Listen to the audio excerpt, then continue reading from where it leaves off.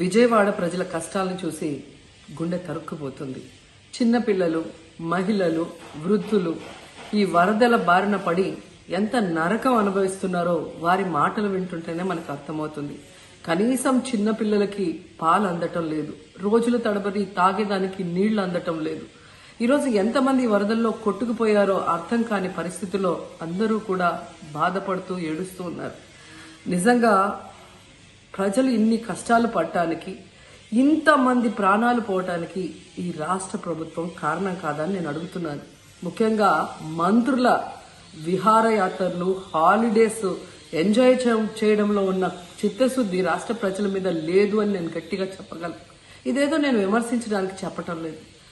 28వ తేదీనే 30వ తేదీలో వర్షాలు రాబోతున్నాయని చెప్పి వాతావరణం సమాచారం ఇవ్వటం జరిగింది ప్రభుత్వానికి. అయినా కూడా ముఖ్యమంత్రి గాని, మంత్రులు గాని ఎటువంటి సమీక్షలు చేయకుండా, ప్రజల్ని అప్రమత్తం చేయకుండా నిర్లక్ష్యం వహించడం వల్లే ఈరోజు ఇన్ని లక్షల మంది వరద నీళ్ళల్లో మునిగిపోయారు. ఇంతమంది ప్రాణాలు పోగొట్టుకున్నారు. ఎంతమంది తిండి లేక, కరెంటు లేక, తాగునీళ్లు లేక, పసిబిడ్డలకి పాలు లేక ఎంత అవస్థలు పడుతున్నారో మనం అందరం కూడా గమనిస్తున్నాం. చంద్రబాబు నాయుడు గారి ఇంటికి 3 కిలోమీటర్ల దూరంలోనే ఇంత పెద్ద విపత్తు జరిగినా ప్రజల్ని కాపాడలేకపోయారు అంటే ఇది రాష్ట్ర ప్రభుత్వం, రాష్ట్ర ముఖ్యమంత్రి వైఫల్యం కాదని నేను అడుగుతున్నా. ఈరోజు కరకట్టు మీదున్న అక్రమ కట్టడాలని కాపాడటం కోసమే విజయవాడని ప్రజల్ని ముంచేశారు అనటంలో నిజం లేదా అని నేను అడుగుతున్నా. గంట ముందు ప్రజలకు చెప్పినా వాళ్ళు ముంపు బారిన పడేవారు కాదు. వాళ్ళని అప్రమత్తం చేసి ఒక సేఫ్ అయిన ప్లేస్కి పంపించున్నా ఈరోజు ఇన్ని లక్షల మంది, దాదాపుగా 3 లక్షల మందికి పైగా 4 రోజుల పాటు కరెంటు లేకుండా, తిండి లేకుండా, చిన్న బిడ్డలకి పాలు లేకుండా ఈ విధంగా నీళ్లలో మునిగి అవస్థలు పడాల్సిన అవసరం లేదు. దురదృష్టం ఏంటంటే ఈ రాష్ట్ర ముఖ్యమంత్రి నుంచి మంత్రుల వరకు ఎప్పుడు ఫ్రైడే వస్తుందా, ఎప్పుడు హైదరాబాద్కి వెళ్దామా, లేదా ఎప్పుడు విహారయాత్రలకు వెళ్దామా అని ప్లాన్ చేసుకోవడంలోనే చిత్తశుద్ధిగా ఉన్నారనేది ఈ 5 రోజులు మీరు చూస్తే మీకే అర్థమవుతుంది. 30వ తేదీ భారీ వర్షాలు వస్తాయని ముఖ్యమంత్రి గారికి, మంత్రులకి 28వ తేదీనే వాతావరణ శాఖ సమాచారం అందించినా ఎటువంటి సమీక్షలు లేదు, ఎటువంటి ముందస్తు జాగ్రత్తలు లేదు, ప్రజల్ని కాపాడాలన్న చిత్తశుద్ధి లేదు అనేది స్పష్టంగా అర్థమవుతుంది. ఎందుకంటే ఈ రోజుటి వరకు 4-5 రోజులు ప్రజలకి తిండి అందించడంలో ఈ ప్రభుత్వం విఫలమైంది. కనీసం ఇది జరిగినప్పుడు సీఎం గారు పనిచేయట్లేదు, వయసు అయిపోయింది. డిప్యూటీ సీఎం గారు, పంచాయతీరాజ్ శాఖ మంత్రి గారు కనీసం తన శాఖను అప్రమత్తం చేసి ప్రజల్ని కాపాడాల్సిన బాధ్యత ఉన్నా ఈ రోజు 5 రోజుల వరకు ఆయన అసలు విజయవాడ వైపే రాలేదు. ఇక ఆ కాన్స్టిట్యున్సీ ఎమ్మెల్యే ప్లస్ రాష్ట్ర మంత్రి లోకేష్ గారు మొత్తం మునిగిపోయి మంగళగిరి, విజయవాడ అలల్లాడిపోతుంటే ఆయన హైదరాబాద్ లో ఎంజాయ్ చేస్తున్నారు. ఇక హోంమంత్రి గారు తెలిసిన సంగతే.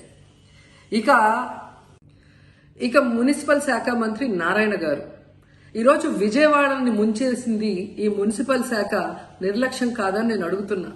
ప్రజల్ని సురక్షిత ప్రాంతాలకు తరలించే విధంగా ఈ నారాయణ గారు రివ్యూ చేయకపోవటం వల్ల ఈరోజు లక్షలాది మంది నీళ్లలో మునిగిపోయారు. వాళ్ళందరూ కూడా ప్రభుత్వం ఎప్పుడు కాపాడుతుందా అని ఎదురు చూస్తున్నారు. అయినా వీళ్ళకి పట్టింపు లేదు. ఇక రామానాయుడు గారు ఇరిగేషన్ మంత్రి, కనీసం ముందస్తు రివ్యూలు లేదు. కనీసం వరదలు వచ్చి ప్రజలు మునిగిపోతుంటే బోట్లను కూడా కొనుగోలు చేసో రెంట్కి తీసుకొని ఆ ప్రజల్ని తరలించే కార్యక్రమం ఆయన కూడా చేయలేదు. ఇక ఎప్పుడు వరదలు వచ్చినా, భారీ వర్షాలు వచ్చినా ముఖ్యమైన శాఖ రెవెన్యూ శాఖ.